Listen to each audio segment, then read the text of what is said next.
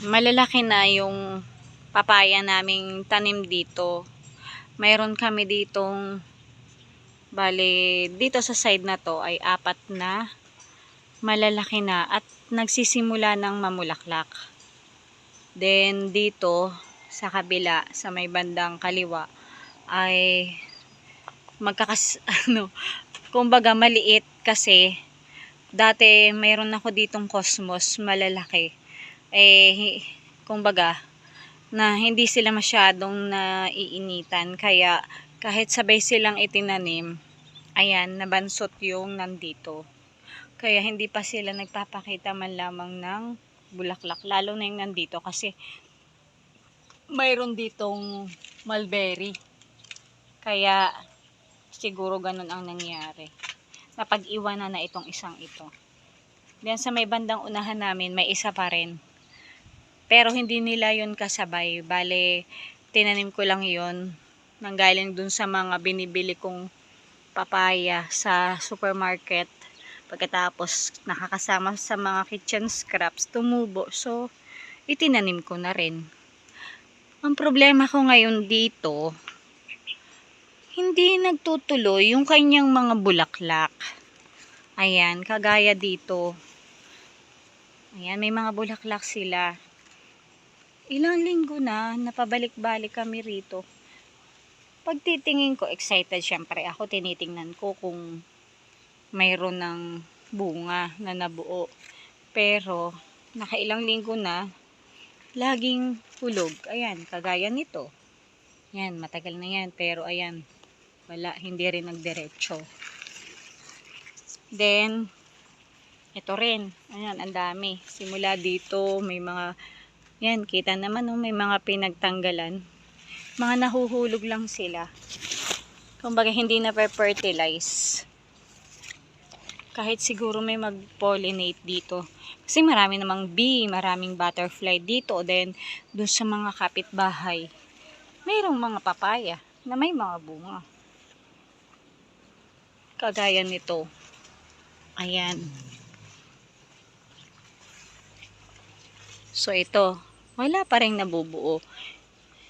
Ito kakaiba. Kasi, dahil sa gusto ko na bumulaklak sila, magtuloy na yung bunga nila.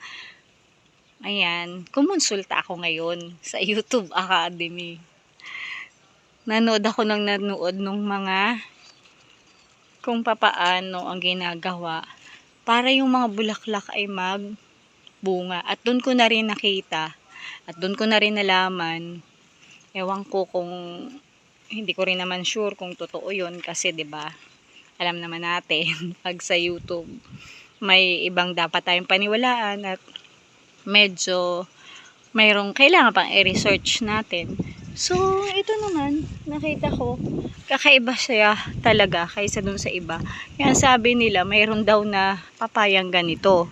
Alam ko may papayang lalaki. At alam ko may papayang babae. Pero, sabi nila, mayroon daw binabae. Eto, napansin ko, ay kakaiba nga siya. Dahil alam ko naman yung yung lalaking papaya, yung humahaba, yung tangkay, yung may mga bulaklak siyang parang marami, mahaba. Then, yung sa babaeng papaya na bulaklak, basta isa lang. Ito, marami. Ayan, oh. Bukod dito, ito. Yan. Mayroon pa siya doon. Hindi ko rin alam kung ganun na nga ba yun o kung ikukumpara kasi dun sa iba. Punta tayo dito sa isa. Yung medyo malaki na. Ayan, ito. Isa lang naman siya talaga. Unlike noon na talagang pagkataas ng isa ay may kasunod uling mas malaki pa. Kagaya nito. Ayan, oh. So, medyo malaki yung pagkakaiba nga naman. So, ito yata, yung sure ko na ito yung babae. So, ngayon, may balik tayo dun sa kung papaano. In-search ko, pinanood ko kung paano daw yung pagpapabaw nga. Marami silang sinabi. May mga ang natandaan ko, bale 3 klase. So ngayon, itatry ko dito sa papaya namin. So ang una, ang sabi do sa napanood ko, hahanapin mo daw yung pinakang gitna, ito. At yun daw ay ipuprune. Kagaya ng ginagawa ko dun sa aking tanim dito na eggplant. Tanim ko na okra at saka yung, syempre yung mga roses ko rin. Kahit yung iba, kahit nga yung cosmos, pinuprune ko din yun. So, itong papaya, ipuprune ko. So, titingnan ko kung ito ay tutuloy na. Pag daw kasi pinrune, medyo may stress daw yung halaman. Tapos, yun, ang magiging reaction, kagaya nito, may bulaklak na siya. So, ang reaction niya ay matutuloy daw yung bulaklak. So, experiment tayo ngayon. Tatanggalin ko ito. Ito yung pinakang gitna. And kung minsan, sasanga daw ito. So, ayan. Natanggal ko na. Ito ay yung ikalawang puno dito. So, natanggal ko na. Let us see. Yung iba daw kasi, kaya pinupurun, para daw bumulaklak agad. Pag daw ganito, na may bulaklak na, magtutuloy na daw yung bulaklak. So, ganyan yung una na napanood ko. Experiment natin lahat dito sa papaya namin. Yung isa ko pa rin napanood, ang sabi, tatanggalin daw yung mga dahon.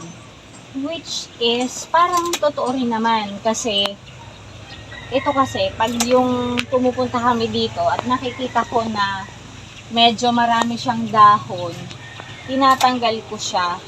Kaya nga siguro bumulaklak na. Pero hindi ganun karami yung pagkakatanggal ko dun sa dahon. So, ang sabi, tanggalan daw ng dahon para daw tuluyang mamunga na. So, ngayon, tatanggalin ko ito at saka medyo maulan na rin at saka malakas ng hangin. Kaya, para nga naman pwede na rin siguro nga tanggalin dahil protection na rin sa bagyo. No? So, tingnan natin. May bulaklak na siya kung dediretso siya. So, yun yung ikalawa. Ito naman yung medyo mas kakaiba dun sa pangkaraniwang nakita ko. Medyo kakaiba siya dahil ang sabi, ang gagawin daw ay i-bend yung as in talagang aanuhan yung susugatan talaga, hahatiin yung ng papaya. So, ganito yung nakita kong paraan. Bali, ito ay parang Chinese technology din daw na nakita. Mali. Yung hindi siya hating-hati. So, ganito, sinusugatan yung trunk ng papaya. So, kapag ganito daw na nai-stress,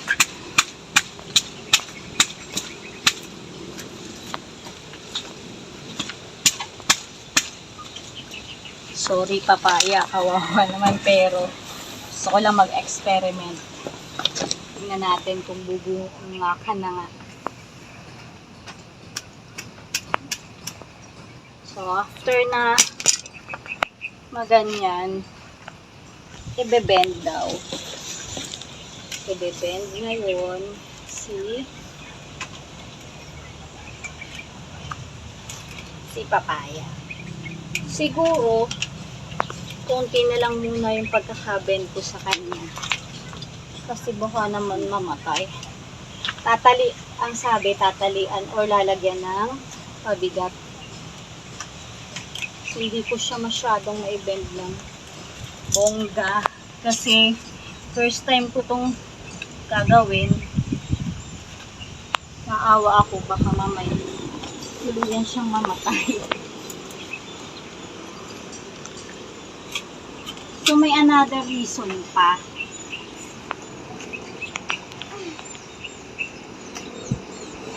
Kaya daw ibinebend. Para, pag daw namunga, bukod sa, syempre, madaling abutin yung bunga dahil mababa, tumatamis daw lalo yung bunga.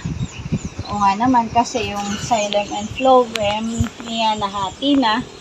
Tapos, salamat do sa aking botany teacher na college. Natandaan ko yung xylem and phloem. So, kapag ganon, konti na lang yung water na aakyat sa kanya. So far, tingnan natin kung magiging maayos, kung successful ba yung aking ginawa dito sa mga papaya namin. Sorry mga papaya. So, yun lang. Tingnan natin. Update ko kayo kung ano man yung mangyayari.